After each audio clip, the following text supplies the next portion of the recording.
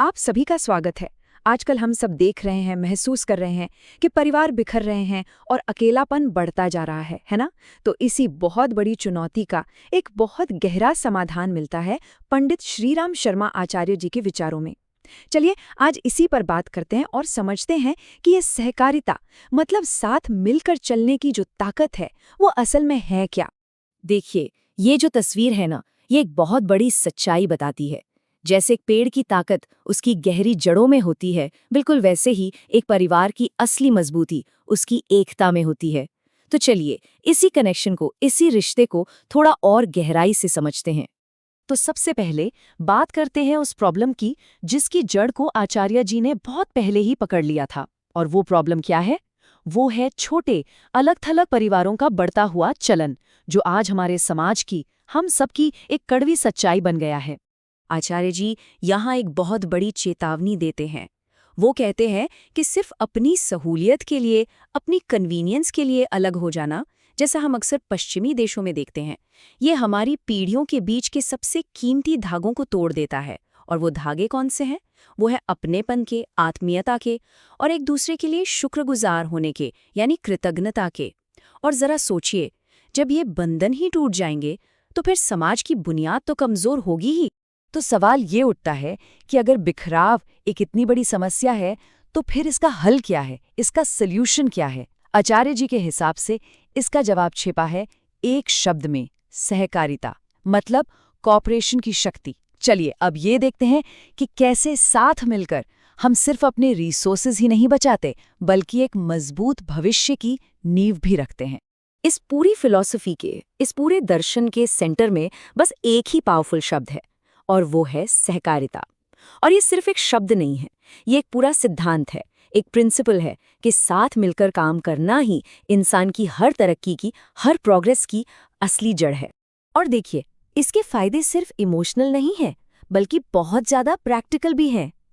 जब कोई परिवार साथ मिलकर रहता है ना, तो सोचिए उसके कितने सारे रिसोर्सेज बचते हैं, चाहे वो समय हो, मेहनत हो या फिर पैसा। अकेले रहने के मुकाबले साथ रहने में खर्चा और मेहनत दोनों ही बहुत कम हो जाते हैं।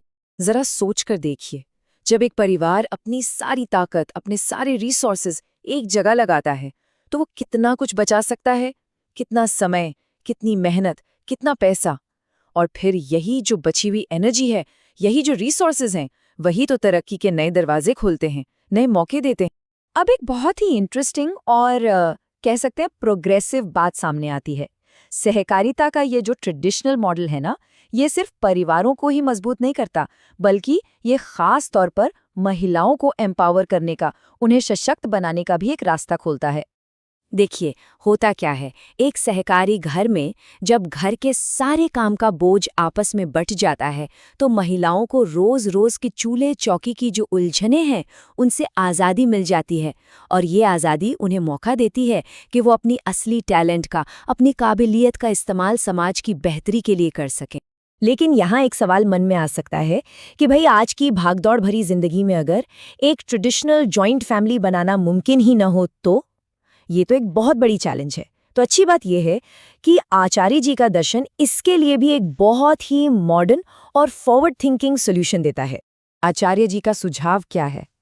वो कहते हैं कि अगर ट्रेडिशनल सेटअप में कोई दिक्कत आ रही है, तो एक जैसी सोच रखने वाले लोग, लाइक माइंडेड पीपल मिलकर अपने खुद के सहकारी परिवार बना सकते हैं। ये आज के ज़माने की जो को लिविंग या इंटेंशनल कम्युनिटीज़ की बात होती है ना, बिल्कुल वैसा ही एक ज़बरदस्त आइडिया। तो यहाँ जो सबसे ज़रूरी बात समझने की है वो ये कि परिवार सिर्फ खून के रिश्तों से नहीं बनता। एक साथ मिलकर रहना, चाहे वो रिश्ता जन्म का हो या फिर विचारों का, असली सुकून और सुरक्षा पाने का रास्ता बस यही है। तो चलिए अब आखिर में उस पावरफुल विजन पर फोकस करते हैं, जो इन सारे आइडियाज को एक साथ जोड़कर एक नए युग की, एक न्यू एरा की तस्वीर हमारे सामने रखती है। ये जो सेंट्रल मैसेज है ना, ये हमें एक कॉन्शियस चॉइस करने को कहता है, एक फैसला लेने को कहता है। फैसला क्या है? कि बिखराव को छोड़ें और सहकारिता को अपनाएं। क्यों? क्योंकि एक वेल ऑर्गेनाइज्ड, एक सुव्यवस्थित परिवार ही एक रोशन भविष्य की बुनियाद है। और ये पूरी बात हमें अपने परिवारों और हमारे समाज के लिए एक आखिरी और शायद सबसे ज़रूरी सवाल के साथ छोड़ जाती है कि हमारा भविष्य एक साथ जुड़े रहने में है या फिर अलग-अलग बिखर जाने में।